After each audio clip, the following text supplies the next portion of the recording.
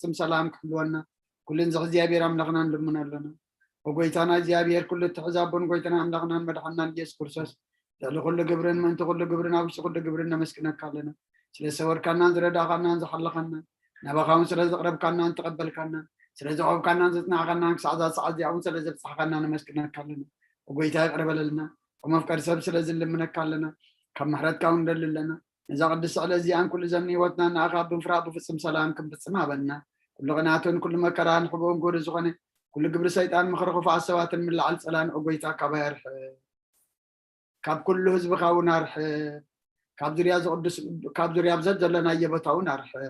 ዝጥዕምን ዝሓይሽን ዓዘልና ተመንን ቅርቢትን ኩሉ ሓሊ ፀላእን ክረግፅ ስልጣን ዝሃብካና ንስኻ ኸሞ ካብ ኩሉ ክፉእ ኣድሕነና ባልሃና እምበርና ፈተና ይተእትወና ሓደ ወድኻ ጎይታናን ኣምላኽናን መድሓናን ኢየሱስ ክርስቶስ ምእንቲ ፍቅሪ ሰብ ኢሉ ብዝገበሮ ምሕረትን ክእለታን ንሳኻ ማዕረ መሕወም ዝኾነ መንፈስ ቅዱስን ምስጋናን ፅንዓትን ብኡ ዘለካ ለምን ኩሉ ሰዓት ንዘላዕለም ዓለም ኣሚን ናይ ንስሓ መዝሙር 51 ወኣምላክ ከምሳልኻ መሓረኒ ከምቲ ዓብይራኻ ኣበሳይ ደምስስ ካብ ኣበሳይ ኣፀቢቅካ ሓፀበኒ ካብ ሓጢኣተይ እውን ኣፅርየኒ ኣነ ኣበሳይ ይፈልጥ ኣለኹ ሓጢኣተይ ኩሉ ግዜ ቅድመ እዩ ብዘረባኻ ፃድቕ ብፍርድኻ ንፅኦንካ ትርከብ ሰኣነ ንዓኻ ጥራይ በደልኩ ኣብ ቅድሚኻ እከይ ገበርኩ ንሆ ብኣበሳ ተወለድኩ ንካ ብሓጢኣት ጠነሰተኒ ንሆ ንሓቂ ኣብ ውሽጢካ ትደልዮ ዓፉ እውን ጠብ መሃረኒ እንቲ ክፀርሱ ስምዒ ዘፅርየኒ ካብ በረድ ክፀልሑ ፀበኒ ተንዝቐጥቀጥካ የናፅምቲ ሕጎሳስ ባህታን ሓጎስን ኣስማዓኒ ገፅካ ኣብ ሓጢኣተይ ከውሎ ንብዘላ ኣበሳይ እንደምስሶ ወኣምላኽ ፅሩይ ልቢ ፍጠረለይ ፅኑ መንፈስካ ውሽጢ ሓድስ ካብ ገፅካ ይደርብየኒ ሓጎስ መድሓንካ ምለሰለይ ብፈቃደኛ መንፈስ እውን ደግፈኒ መገድኻ ንመፍረሲ ክምረቑ እየ ሓጥኣን ናባኻ ክምለሱ እዮም ወኣምላኽ ኣምላኽ መድሓነይ ካብ ዕዳደማ እናግፈኒ ልሳነይ ፅድቅኻ ድል ክትብለሉ እያ ጎይታይ ኣፈይ ምስጋና ክነግር ስኻ ናብ ፍረይ ክፈት መስዋዕቲ ባያብለካኒ ተዘይኮነስ መቕረብ ኩልካ ነረ ንመስዋዕቲ መግራራይ ትበጎኒ ኢኻ ሞ መስዋዕቲ ኣምላኽ ስውሩ መንፈስ እዩ ወኣምላኽ ንስውሩን ቁጥቁጥን ልባይቱ ንቆኒኻ ንፅዮም ፀጋኻ ሰናይ ግበረላ መካትያት ኢየሩሳሌም ንደቕ ሽም መስዋዕቲ ፅድቂ ብዝሓርድ መስዋዕቲ ብምሉእ መስዋዕቲ ባህ ክብለካ እዩ ሽውዓ መሰዊኢኻ ኣራሒ ከቕርብልካ እዮም ሃሌሉያ እዛ ሰዓት እዚኣ ምንባር ስጋ ጎይታና ኢየሱስ ክርስቶስ ኣብ መቃብርን መፈፀምታ ሰዓት መዓልትን እያ ከምኡውን ድቃሳ ምሳል መስሎ ዝኾነት ከም መወዳእታ ግዜ ዕድመ ሰብ ትቁፀር ፀሎት ግዜ ድቃስ ንክርስቶስ ንጉሰይን ኣምላኸይን ምስጋና ቅርበሉ ሓጢኣተይ ክሓድገለይ ከዓ እልምኖ معلنا أبي دكتور مزمورات ده تعدل لنا تعمقكم دي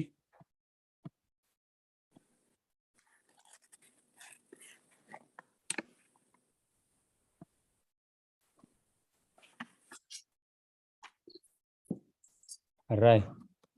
كساب أبي دكتور سمعني أبنا بملأك سلام مزمور 130 عدنا إلسابيت مزمور 131 حاونا ساميل 132 ممهر سارة 133 أنا 134 كم ببقى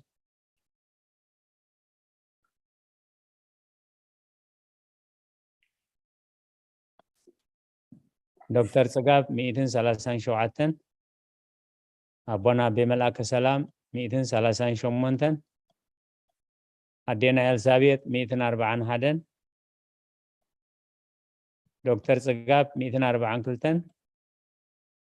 حاونا ساميل 146 أدينا سارة ممهر سارة 147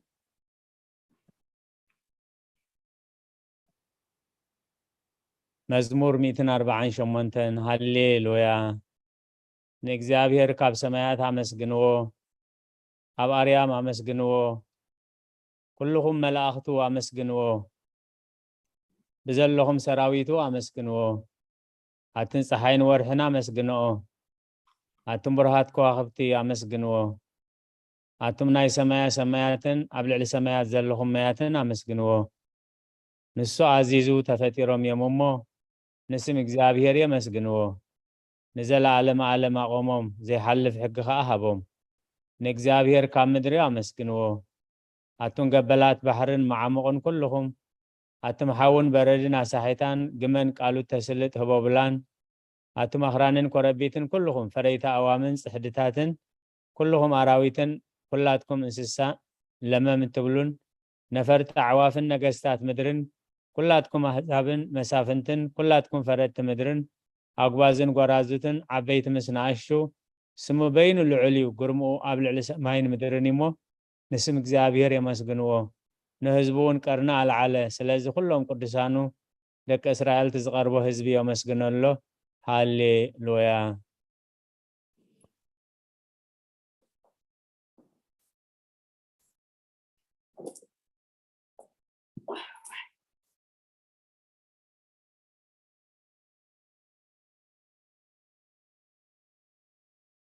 ميتيهم زلهم أبنا يغرتا قدوس قدوس قدوس እግዚአብሔር ጸባዖት ፍጹም ሰማያቶም ምድረ ቅዱሳት ተስባቲከ ወንጌል ሉቃስ ምዕራፍ 2 ቁጥር 25 ክሳብ 32 ነው ድማ ኢየሩሳሌም ስምዖን ዝበሃል ሰብኣይ ነበረ السبعي صادق نعملاق زفرح مصنع اسرائيلون صبه نبره منفس قدوس ما نبره نتمسي እግዚአብሔር ከይራእይ ሞት ከም ዘይር ድማ መንፈስ ቅዱስ ተገሊጽሉ ነበረ መንፈስ ካና ቤተ መቅደስ መጽ ወለዱን ዘተ ኢየሱስ ጻን ከም ስርዓት ገገብርሉ مساعته ስምዖን ድማ አቡይ ደሓቆፎ ንአምላኹን ከም ዘናበለ ባረኮ ኦጎይታ አይነትና አዛም ምግላጽ ብርሃን ህዝብኻ እስራኤልን ክብረት ክኸውን ኣብ ቅድሚ ሁሉ ዘዳለኻዮ ምድሓንካ ዓይንተ ካብራያስ ሕጂ ከም ተዘረባኻን ባሪኻ በሰላም ተፋን ወኢኻ በለ ስጋናን እግዚአብሔር አምላክ ይኮን አሜን ኦ ክርስቶስ አምላክና ምሰራበኻን መንፈስ ቅዱስን ለምን ቅዱስ አንሰግደል ካሎና አሜን አዴና ኤልሳቤጥ ክፍለታት ጸሎት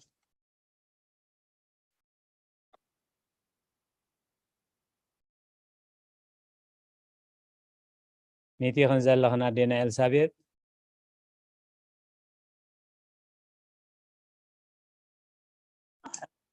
ميت حج خوين حجي مسجد سمع له وصله الراي انه عب قدم اتي قنع فرادي كقوم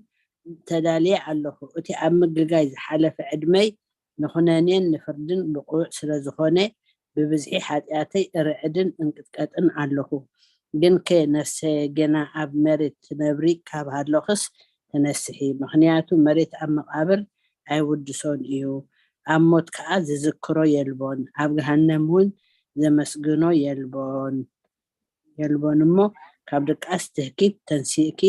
ናብ መድሕንኪ ብንስሓ ኦ ኣምላኸይ መሓረንን ኣድሕነንን እንዳበልኪ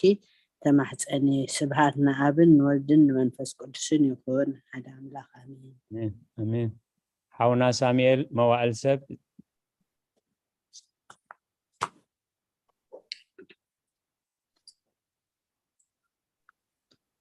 መዋዕል ሰብ ዘይውዳእ እዚ ዓለም እዚ ኸ ንዘለዓለም ዝነብር እንተዝኸውንስ ነፍሰይ ንጹር ዝኾነ ምኽንያት መሃለወክ ነይሩ ግናኸ ትጽዩፍ ዝኾነ ተግባራትከን እቲ ሕማቕ ነከይን ኣብ ቅድሚ ተሓቀኛ ፈራድ ምስ ዝቕላዕ ዓባራት ሓጢኣት ተሰጢሕኪ ኣብቲ ሸለተኛን ከዳዓን ስጋ ከለኽ እንታይ እዩ ትህብዮ መልሲ ኦ ክርስቶስ ኣምላኸይ በቲ ኣዝዩ ዘፍርሕ መንበሪ ፍርድኻ ስንብድ ነቲ ዘለዓለማዊ ፍርድኻ እውን እምብርከኽ በቲ መልቆታዊ ነፀብራቕ ብርሃንካ እንቅጥቀጥ ኣለኹ ኣነ ሕሱምን ድንስን ኣብ ዓራተይ ደቂሰ ዘለኹ ኣብ ሂወተይ እውን ዘይግዱስ ዝኾንኩ ميت كون كالله سامعين نايت تقبل قرص ابنت موسى اف لبينا وقعكو واملاخي انا جبنني امو يقرب لله يبلا له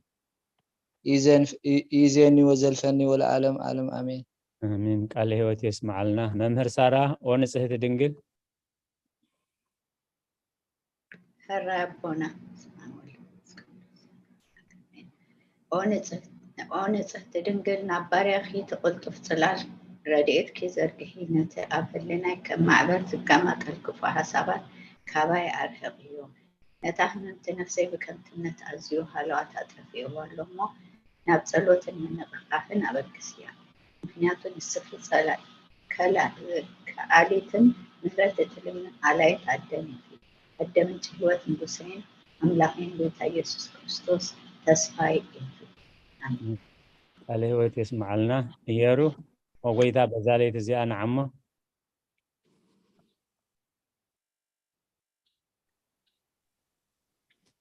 يارو وقويتا بزالي تزيان عمه بحاجات تحدث خلونا هو أنا قدرتنا نسبة برفقة برفقة كازي بزفي بسنتهم زر على الحديث مغوي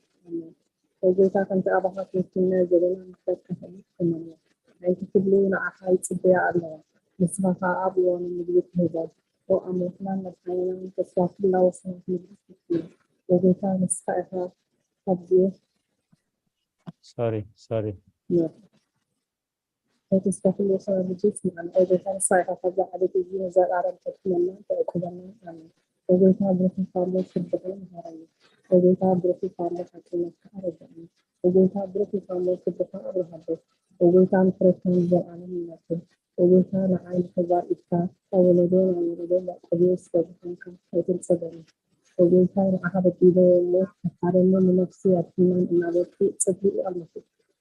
ወጌታይ ኣባኻ ተወሲሉ ኣለኹ ሞ ኣድሕነኒ ወኣታ ክገብር ከኣማሃረኒ ንስኻ ኣምላኸይ ተርፋሊ ህይወት ኢኻ ብብርሃንካ ድማ ኢና ብርሃን እንርኢ ምሕረትካ ናብቶም ዝፈትሑን ክብርካ ከዓ ናብ ቁርዓት ግቢት ይምፃእ ፅጋን በረከትን ምስጋናን ዝሓፂን ያስካ እዩ ኣብ ቅድሚ ዓለም ዝነበርካን ንዘርኣለም እትነብር ዘለኻን ኣቦን ወእቱን መንፈስ ቅዱስ ንዓኻ ምስጋና ውዳሴን ግርማን ይግባእ ሎሚ ኩሉ ሰዓን ዘርኣለም ኣሜን ቆልዑ ጌታ ብኣኻር ምእማን ንስምካ ምዝማር ሰናይ ሎ ምሕረትካ ኣብ ፅባሕ ሓቅነት ድማ ወይቲ ዳይቲ ኣዝንቲ الهوات يسمع لنا وداس يسلس قدوس እግዚአብሔር ቅዱስ ኃያል ቅዱስ ሕያው ዘይመውት ካብ ቅዱስ ድንግል ማርያም ዝተወልደ መሐረና ቅዱስ እግዚአብሔር ቅዱስ ኃያል ቅዱስ ሕያው ዘይመውት ኣብ ዮርዳኖስ ተጠምቀ ኣብ ልዕሊ ዕፀ መስቀል ምእንታና ዝተሰቕለ መሐረና ቅዱስ እግዚአብሔር ቅዱስ ኃያል ቅዱስ ሕያው ዘይመውት ኣብ ሳልሳይ መዓልቲ ካብ ሙታን ዝተንስአ ብምስጋና ናብ ሰማያት ዝዓረገ ኣብ የማን ኣቦ ዝተቐመጠ ኣብ ሕያዋንን ሙታንን ክፈርድ ከም ብሓድሽ ክመጽእ እዩ ወጎይታ መሐረና ምስጋና ንኣቦን ወድን መንፈስ ቅዱስን ሎምን ኩሉ ሰዓን ንዘለዓለመ ዓለም ኣሜን አሜን ኦስሉስ ቅዱስ መሐረና ኦስሉስ ቅዱስ መሐረና ኦስሉስ ቅዱስ መሐረና ወጎይታ ኃጢአትና ሓደገልና ወጎይታ በደልና ይጸብጽበልና ወጎይታ ኣበሳና ይቅረበለልና ወጎይታ ንሕማት ዝኻብ ፀሓዮም ሞመንት ቅዱስ ስም ካልካ ፈውሶም ወጎይታ ነቶም ዝሞቱ ቦታትና ነዴታትና ነሕዋትና ነሓትና ከዓ ነብሰ ማዕረፍ ወኻብ ኃጢአት ንጹህ ዝኾንካ ጎይታ መሐረና ወጎይታ ካብ ኃጢአት ዝኾንካ ጎይታ ርዳእና ልማንና ከዓ ተቐበለልና ክብርን ምስጋናን ብፍጹም ማዕርግን ቅድስናን ንዓኻ ይግባእ ኣሜን ወጎይታ መሐረና ወጎይታ መሐረና ወጎይታ ባርከና ወጎይታ ብቕዓት ግበረና ምስጋና ከምዚልና ክንጽልብ ሰማያት ትነብር ኣቦና ስምካ ይቀደስ መንግስትካ ትምጻእ ፈቃድካ እንተ ኣብ ሰማይ ከምኡ ድማ ምድሪ ይሁን የዕለት እንጀራና ለማህበና